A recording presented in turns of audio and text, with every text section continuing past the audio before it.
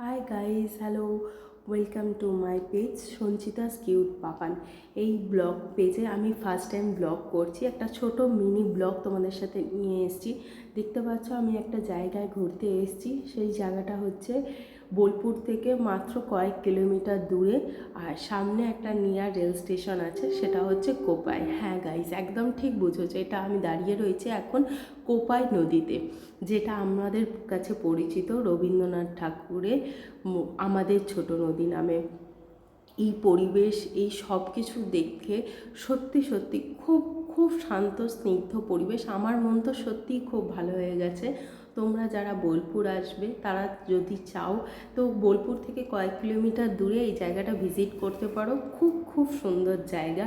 এই জায়গাটা দেখতে দেখতে আমার আজকে রবীন্দ্রনাথ ঠাকুরের সেই ছোট্টবেলাকার পড়া কবিতাটার কথা মনে পড়ে যাচ্ছে। আমাদের ছোট নদী চলে আঁকে বাঁকে, বৈশাখ মাসে তার হাঁটু জল থাকে, পার হয়ে যায় গরু, পার হয় গাড়ি, দুই ধার উঁচু তার, ঢালু তার বাড়ি। এই কবিতাটা সত্যি ছোটোবেলায় আমরা যেমন পড়েছি, যেমন একটা পরিবেশ ছোটোবেলাকার মনে ছোট্ট মনে কল্পনা করতাম, এটা সত্যিই ঠিক তেমনই। আমার তো এই জায়গাটা খুব ভালো লেগেছে। আমি এখানে মাঝে মাঝেই আসি। তোমরাও চাইলে এই জায়গাটায় যখন বোলপুর তোমরা ঘুরতে আসবে বা যারা বোলপুরে থাকো এই জায়গাটা আসতে পারো, ভিজিট করতে পারো।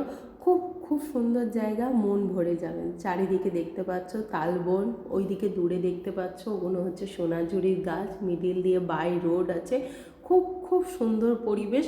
তোমরা চাইলে মাঝে মাঝে এসে ঘুরে যেতে পারো। যারা এখানে লোকালে থাকো মনটা সত্যিই ভালো হয়ে যাবে। আর চলো, টাটা, বাই বাই। আবার দেখা হবে নিশ্চয়ই কোনো একটা ছোট্ট মিনি ব্লগে। তোমাদের যদি ব্লগটা ভালো লেগে থাকে লাইক কমেন্ট শেয়ার করো।